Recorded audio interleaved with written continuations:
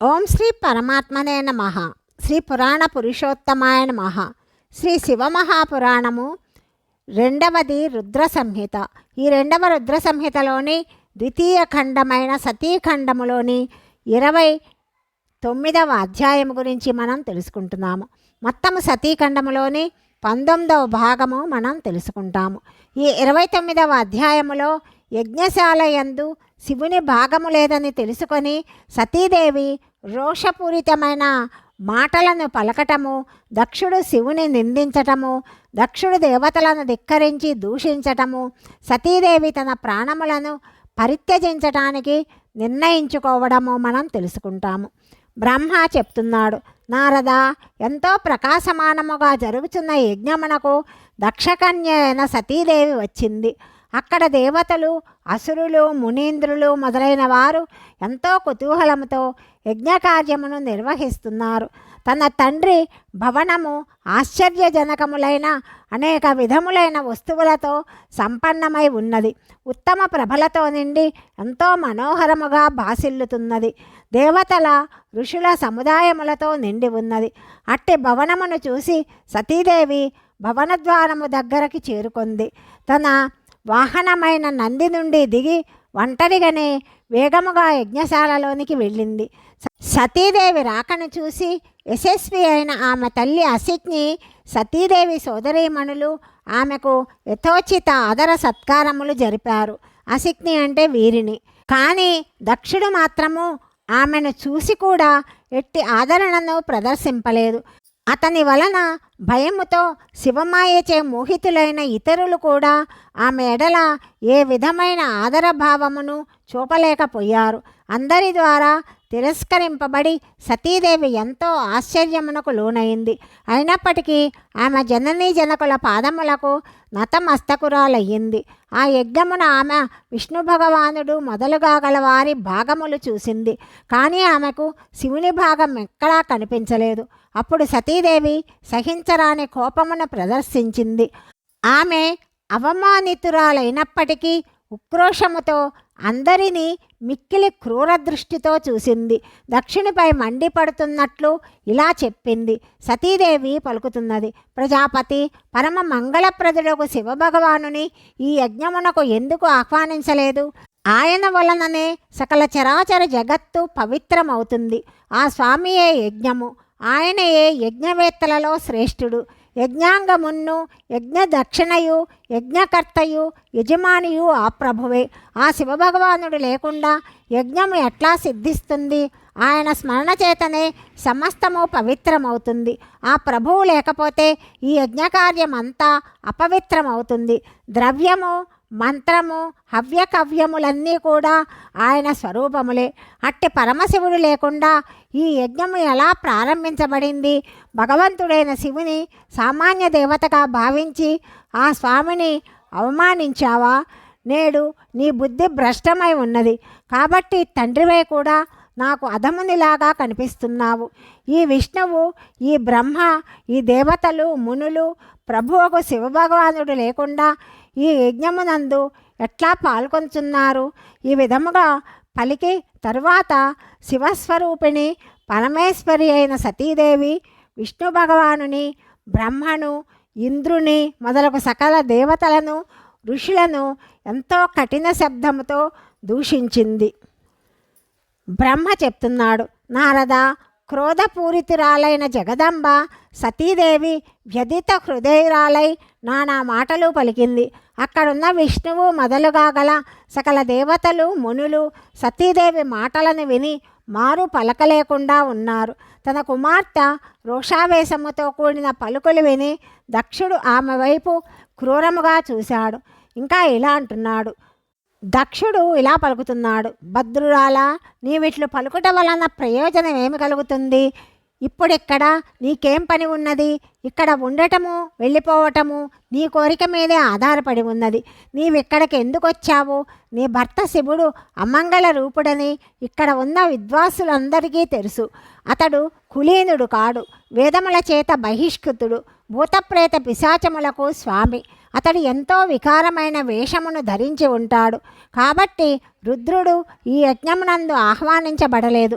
అమ్మా, నేను రుద్రుని బాగా ఎరుగుదును. కాబట్టి అవన్నీ తెలిసి కూడా నేను దేవర్షులు గల ఈ సభకు అతనిని పిలువలేదు. రుద్రునకు శాస్త్రార్థ జ్ఞానమే లేదు. అతడు ఉద్దండు, దురాత్ముడు. నేను మూర్ఘుడను, పాపిని. బ్రహ్మ చెప్పగా నిన్ను అతనికి ఇచ్చి వివాహము చేశాను. కాబట్టి నీవు క్రోధమును వదిలి స్వస్థురాలవు కమ్ము.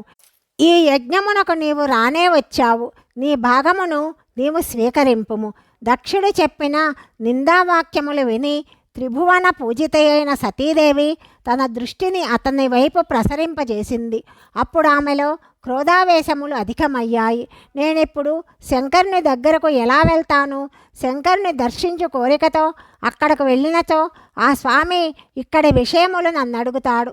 అప్పుడు ఆయనకు నేనేమి సమాధానము చెప్పగలను అని సతీదేవి మనస్సులో ఆలోచిస్తూ ఉన్నది.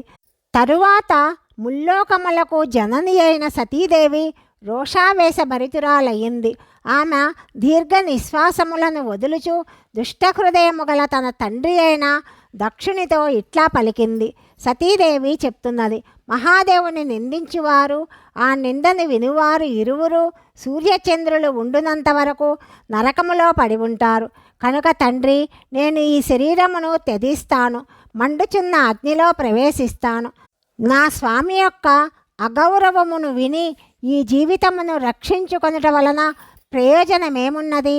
ఎవరైనా సమర్థులైతే స్వయముగా శంకరుని నిందించువాని యొక్క నాలుకను బలవంతముగా ఖండించాలి. అప్పుడే అతడు శివనిందను చేసిన పాపము నుండి పరిశుద్ధుడవుతాడు.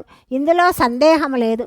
ఒకవేళ అట్లు చేయుటకు సామర్థ్యము లేనిచో బుద్ధివంతుడైన పురుషుడు తన 2 చెవులను మూసుకొని అక్కడ నుండి వెళ్ళిపోవాలి. దీనివలన అతడు పరిశుద్ధుడవుతాడు. ఆ దోషము అతనికి అంటదు. ఆ విధంగా శ్రేష్ఠులైన విద్వాంసులు చెప్తారు. ఇట్లు ధర్మమును నీతిని చెప్పిన తర్వాత సతీదేవి అక్కడకు తాను వచ్చిన కారణానికి ఎంతో పశ్చాత్తాపం చెందింది. ఆమె మనస్సుకు బాధ కలిగింది. శంకరుని మాటలు గుర్తుకు తెచ్చుకున్నది. తరువాత సతీదేవి ఎంతో క్షుద్రురాలై దక్షునితో, విష్ణువు మొదలగు సకల దేవతలతో, మునులతో నిర్భయముగా ఇట్లా చెప్తున్నది. తండ్రి, నీవు భగవంతుడైన శంకరుని నిందించావు. దీనికి నీవు పశ్చాత్తాపడవలసి వస్తుంది. ఇచ్చట అనేక దుఃఖముల పాలై చివరికి అనేక యాతనలను అనుభవించవలసి వస్తుంది. ఈ లోకమునందు నా స్వామికి అంటే శంకరునికి, నా స్వామికి ప్రియులు కానీ అప్రియులు కానీ ఎవ్వరూ లేరు. ఆయనకు శత్రుత్వం అన్నదే లేదు. పరమాత్ముడైన శివునికి ప్రతికూలముగా నీవు తప్ప ఇంకెవరూ ప్రవర్తింపలేరు.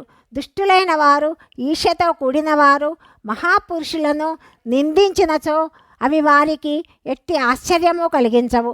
కానీ మహాత్ముల చరణ ధూళి చేత తమ అజ్ఞాన అంధకారములు తొలగించుకునే వారికి మహాపురుషులను నిందించుట శోభాయమానము కాదు.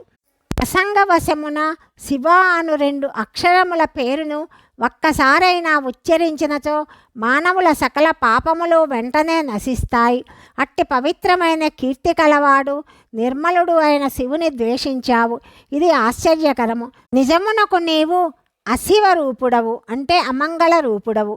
మహాపురుషులు మనస్సున మధుకరము బ్రహ్మానంద రసపానము చేయు కోరికతో సర్వార్థప్రదులకు శంకరుని చరణ కమలములను నిరంతరము సేవిస్తూ ఉంటారు. అట్టి వానికి మూర్ఘుడవై ద్రోహము చేశావు. ఆ స్వామిని పేరుకు మాత్రమే శివుడని, కార్యమునందు అశివుడని పలుకుతున్నావు. ఆ ప్రభువును నీవు తప్ప పండితులు ఎవరునూ ఎరుగరా? బ్రహ్మాది దేవతలు, సనకసనందాది మునులు, ఇతర జ్ఞానులు ఆయన స్వరూపము నెరుగరా? ఉదారబుద్ధి గల భగవంతుడైన శివుడు జటలను వ్యాపింపచేసి కపాలమును ధరించి శ్మశానమునందు భూతములతో సంచరించు ప్రసన్నుడై ఉంటాడు. భస్సము నలదుకొని నరకపాలము మాలగా ధరిస్తాడు. ఈ విషయమును తెలిసిన మునులు, దేవతలు ఆయన చరణ కమలములయందు పడి ఉన్న నిర్మాల్యము ఎంతో మిగుల ఆదరముతో తన మస్తకమునందు ధరిస్తారు. దీనికి కారణమేమిటి? భగవంతుడైన శివుడే సాక్షాత్తు పరమేశ్వరుడనే దీనికి కారణము. ప్రవృత్తి నివృత్తి ఈ రెండు విధములైన కర్మలు చెప్పబడ్డాయి. ప్రవృత్తి అంటే యజ్ఞయాగాదులు, నివృత్తి అంటే శమధమాదులు. ధీమతులైన పురుషులు వీటిని గూర్చి ఆలోచింపాలి. బుద్ధివంతులైన పురుషులు వీటన్నింటి గురించి ఆలోచింపాలి. వేదములందు పరిశీలనాత్మకముగా వారిని రాగి విరాగి రెండు విధములైన వేరువేరు అధికారములు చెప్తారు. పరస్పర విరోధములైన కారణమున రెండు విధములైన కర్మలకు ఒకేసారి ఒకరే నిర్వహించుట ఆచరణ సాధ్యము కాదు. భగవంతుడైన శంకరుడు పరబ్రహ్మ పరమాత్మ. ఆయనలో ఈ రెండు విధములైన కర్మలకు తావులేదు. వారికి ఏ కర్మలు అంటవు, ఏ కర్మ చేయవలసిన అవసరము వారికి లేదు. తండ్రి, మన ఐశ్వర్యము అవ్యక్తమైనది. దాని లక్షణం ఏది కూడా ప్రకటితము కాదు. సదా ఆత్మజ్ఞాని అయిన పురుషుడే దానిని సేవించగలడు. మీ వద్ద అట్టి ఐశ్వర్యము లేదు. యజ్ఞశాల యందుండి అక్కడి అన్నముతో తృప్తిని పొందే కర్మఠులైన పురుషులకు భోగము ప్రాప్తిస్తుంది. దానికంటే ఆ ఐశ్వర్యము ఎంతో దూరము. మహాపురుషులను నిందించు దుష్టుల జన్మ ధిక్కరింపదగింది. అట్టి సంబంధమును విశేషముగా ప్రయత్నించి విద్వాంసులు వదిలిపెట్టాలి. అప్పుడు భగవంతుడైన శివుడు నాతోటి నా సంబంధమును చూపిస్తూ నన్ను దాక్షాయిని అని పిలుస్తాడు. అప్పుడు నా మనస్సు ఆకస్మికముగా అత్యంత దుఃఖాన్ని పొందుతుంది. కాబట్టి మీ అంగముల నుండి ఉద్భవించి గృణితమైన ఈ శరీరమును ఇప్పుడే పరిత్యజిస్తాను. ఇది నిశ్చయము. అట్లు చేయటం వలన నేను సుఖిస్తాను. ఓ దేవతలారా, మునీంద్రులారా, మీరందరూ కూడా నా మాట వినండి. మీ హృదయములలో దుష్టత్వము చోటు చేసుకున్నది. మీ ఈ కర్మ సర్వదా అనుచితమైనది. మీరు మూర్ఘులు. శివనిందయు కలహము మీకు ప్రియమైనది. కాబట్టి భగవంతుడైన శంకరుని ద్వారా మీరు చేసిన ఈ కుకర్మకు నిశ్చితముగా పూర్ణ దండన లభిస్తుంది. బ్రహ్మ చెప్తున్నాడు, నారద, ఈ యజ్ఞమునందు సతీదేవి దక్షుడు ఇంకా దేవతలతో ఇలా చెప్పి ఊరుకున్నది. మనస్సులో తన ప్రాణవల్లభుడైన శంభుని స్మరించసాగిందని బ్రహ్మదేవుడు నారదునితో చెప్తున్నాడని సౌనకాది మునులకు సూత మహర్షి చెప్పాడు. అధ్యాయం 29 సమాప్తము. 30వ అధ్యాయం గురించి తదుపరి భాగంలో తెలుసుకుందాం. సర్వం శ్రీ పరమేశ్వరార్పణమస్తు.